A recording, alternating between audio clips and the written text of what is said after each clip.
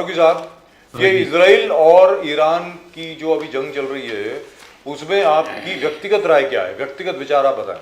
कांग्रेस की राय में नहीं जानना चाह रहा। इंडिया में मिल रही है जी वो बहुत ही फेक न्यूज़ है, और हमारे लोग जो है उस पे ये वेरी वेल प्लान्ड है। इसराइल और अमेरिका ने मिलकर पूरा प्लान किया हुआ है, जी और ये सालों से इसके ऊपर वर्क कर रहे थे।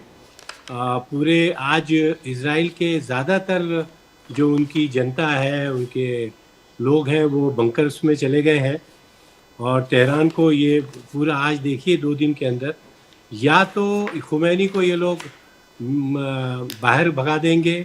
आई थिंक रशिया वगैरह ने से इनका कुछ इम्पैक्ट हो गया है, और नई कोई हुकूमत नए लोगों को लाके वहाँ बिठा देंगे।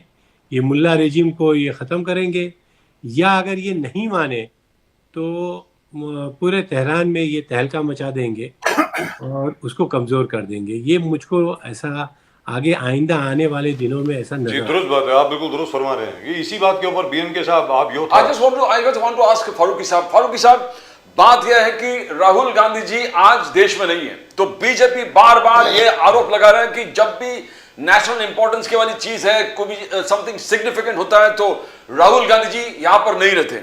उन्होंने एग्जाम्पल दिया 26/11 जब हुआ था, तो राहुल गांधी जी दिल्ली के बाहर फार्म हाउस में पार्टी कर रहे थे 26/11 के तुरंत बाद।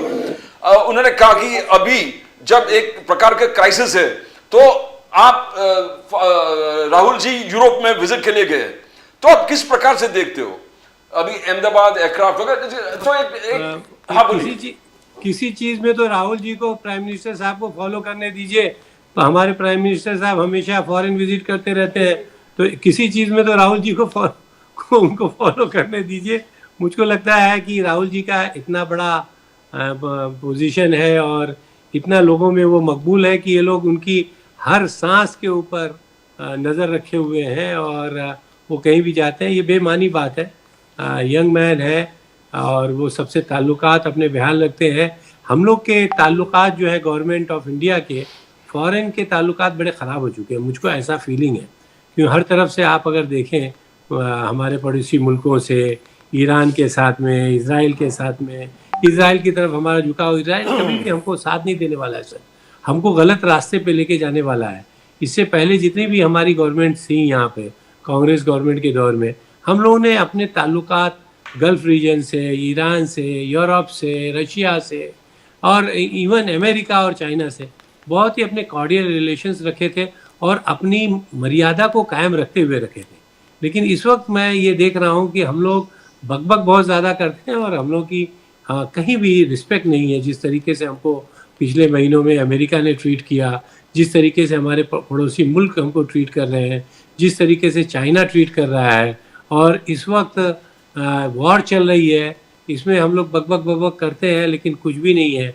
कनाडा में हम इतना बेइज्जत हुए कि G7 समिट में, तो मुझको लगता है कि हमारे साहब यहीं पर आपको रोकना चाहता हूं, कौन सा मुस्लिम देश है जो खुलेआम ईरान को सपोर्ट कर रहे हैं? आज कोई भी नहीं है। आप सऊदी अरेबिया को देखिए, यूनाइटेड अरब इंटरनली हर आदमी ये चाहता है कि किसी देश ने खुलेआम सपोर्ट नहीं किया है। और तो इंडिया का न्यूट्रल स्टैंड लेना आपको नहीं लगता कि सही है? नहीं, इंडिया का स्टैंड सर ये कोई स्टैंड नहीं है। आप यूँ समझ लीजिए कि हम लोगों के अंदर वीकनेस जा रही है सर। इससे पहले हमारा एक स्टैंड हुआ करता था, इस वक्त बहुत वीकनेस है। जैसे कतर है, कतर का एक स्टैंड है सर। प्रेसिडेंट ट्रम्प ने आके बहुत तारीफ की उसकी कि भाई कतर आउट ऑफ वे जाके ये बिल्कुल नहीं चाहता है कि वॉर हो, और ईरान के लिए वो बहुत वकालत कर रहा है। तो मुझको लगता है कि इतना छोटा मुल्क होने के बावजूद उसने अपनी एक मर्यादा। तो आसिफ फारूकी साहब, आप क्या चाहते हैं कि हिंदुस्तान भी कोई $400 मिलियन का जहाज दे दे ट्रम्प को, ताकि वो हमारी तारीफ कर सके? नहीं सर, कम से कम हमारे पास जितनी स्ट्रेंथ है तो उसमें हमको जहाज देने की जरूरत नहीं है। हमको अपनी उस स्ट्रेंथ के ऊपर अपनी रिस्पेक्ट कायम रख सकते हैं सर। मुझको तो ऐसा लगता है, जहाँ तक ट्रम्प साहब का सवाल है, ट्रम्प साहब किसी के बारे में ना ही बात करें वो ज़्यादा अच्छा है। जिसकी तारीफ करते हैं वो भी बहुत बुरा है, जिसकी बुराई करते हैं उसको तो लड़ना ही है ट्रम्प से। तो जहाँ तक ट्रम्प साहब का सवाल है, but anyway he was a very good friend और मोदी साहब के तो बड़े अच्छे मित्र हुआ करते थे। मोदी साहब ने कहा था ना, अगली बार ट्रम्प सरकार और मोदी साहब ही उनको अहमदाबाद में लेकर के आए थे, बहुत बड़ी रैली करी थी मोदी वगैरह साहब ने वगैरह। भी जाके वो फिलाडेल्फिया में उनके एंटी काम किया सर, हाँ, वही किया तो ना। गड़बड़ हो गई। हाँ, गड़बड़ हो गई सर, लेकिन जो भी है अब क्या करें सर। यू जो सामने कमला हैरिस हैं, हमारी तमिलनाडु की लड़की हैं, तो कैसे कर सकते हैं हम लोग।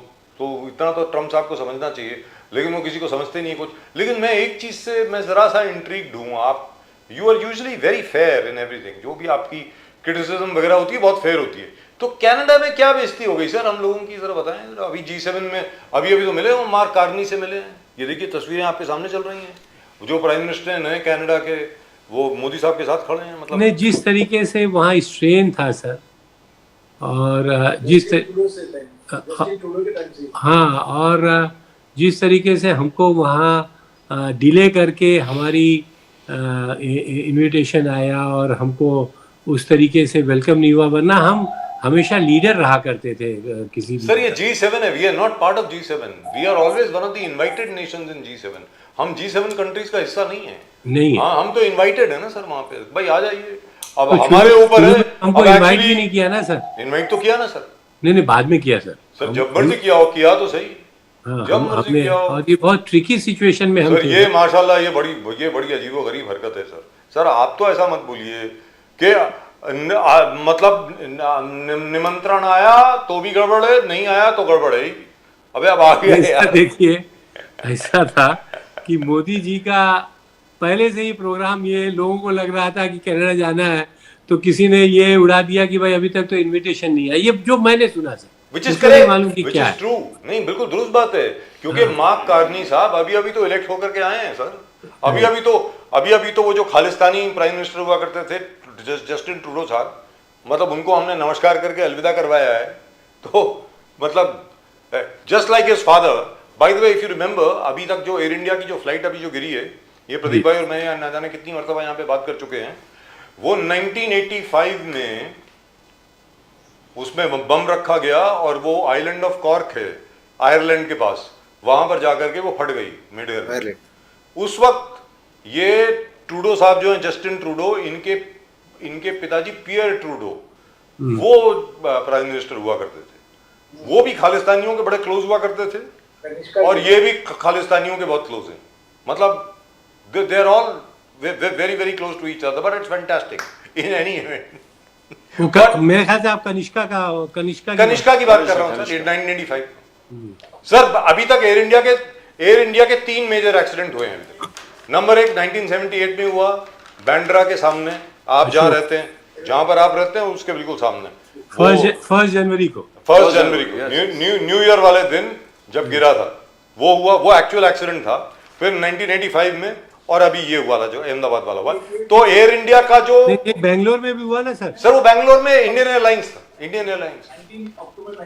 सर वो इंडियन एयरलाइंस था, तब तक मर्जर नहीं हुआ था, दोनों एयरलाइंस का मर्जर नहीं हुआ था। And that was an Airbus, that was an A320 express, वो एयर इंडिया एक्सप्रेस जिसको बोलते हैं, वो था वो। तो वो बेंगलोर में हुआ था, मैंगलोर में हुआ था, सॉरी बेंगलोर नहीं था, मैंगलोर। और मैंगलोर एयरपोर्ट वैसे भी बहुत डिफिकल्ट एयरपोर्ट है sir, only very skilled pilots can land on that, क्योंकि मैंगलोर एयरपोर्ट ऐसा है कि रनवे के आगे जाकर के खाई है बिल्कुल नीचे। So it's a very difficult airport, but in any event all I am saying is that as far as Air India's track record has been, it's been very very very good so far. I hope there will be a very impartial inquiry. मैं उम्मीद यही करता हूं कि black box वगैरह जो मिल गया है, और अब तो हम लोगों ने यहाँ पर ही सेटअप कर लिया सब कुछ, के ब्लैक बॉक्स का पूरा डेटा निकालना वगैरह, पहले तो वरना बोइंग के हेडक्वार्टर्स भेजना पड़ता था, और वो पता नहीं क्या निकाल के दे देते, हमेशा वो पायलट एरर ही बोलते हैं, वो कभी अपनी गलती तो मानेंगे नहीं।